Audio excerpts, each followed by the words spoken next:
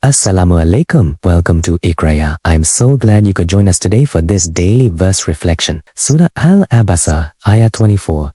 فلينظر الإنسان إلى طعامه. Take a brief moment to just let the gravity and the beauty of those words settle right in your heart. And the translation of this profound command is beautifully simple. Let man look at his food. Think about that for a second. It's such a brief statement, yet it completely shifts our entire perspective. It brilliantly illustrates how the most striking simplicity can unlock these deep layers of profound spiritual awakening. To truly appreciate this, we really need to understand the context here. When this surah was revealed, the Prophet Muhammad ﷺ was actually engaged with the elite leaders of Mecca. These were individuals suffering from an illusion known as stiffna. That's a deeply arrogant belief in their own self-sufficiency and total independence. So, to completely dismantle this arrogance, the surah abruptly and radically pivots away from human social status. It brings us right back down to earth, pointing directly to the humbling reality of our own biology, our basic survival, and their absolute reliance on a higher power. Now, linguistically, this command is just profound. The Arabic word used here for look is yanda. This isn't just a passing, casual glance at your plate while you're distracted. It is a divine command to stare carefully, to observe in meticulous detail. It elevates eating from an automatic, thoughtless daily habit into an act of deep empirical and spiritual contemplation. It's really asking us, do you actually see what is right in front of you? And what exactly are we commanded to look at? Ta'am. This word specifically refers to food that is meticulously designed, synthesized, and perfectly suited for human consumption.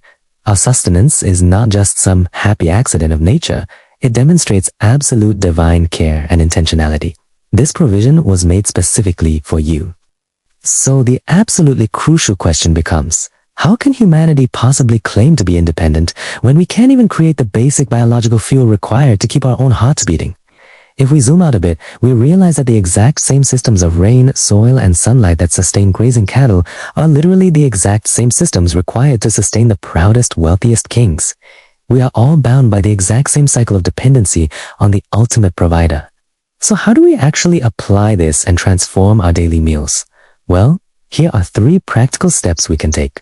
First, pause and reflect. Before taking a bite, actively think about the incredible chain of weather, the nutrients in the soil, and the human labor behind the meal sitting right in front of you. Second is mindful gratitude.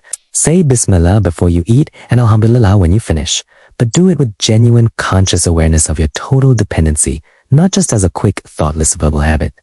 And third, honor the provision. Avoid wasting your food. Try to recognize that the journey of a single grain of rice from the earth to your plate is an intentional, direct blessing from the Creator. Which brings us to our final reflection today. The next time you sit down to eat, will you just eat on autopilot? Or will you take a moment to pause, to look carefully, and to really reflect on the miraculous journey behind your food? May Allah make us among those who are deeply, truly grateful. Thank you so much for joining me in this reflection. If you found this journey through the text beneficial, please subscribe our YouTube channel and follow our Facebook page Iqrayah. We cannot wait to explore another verse with you very soon.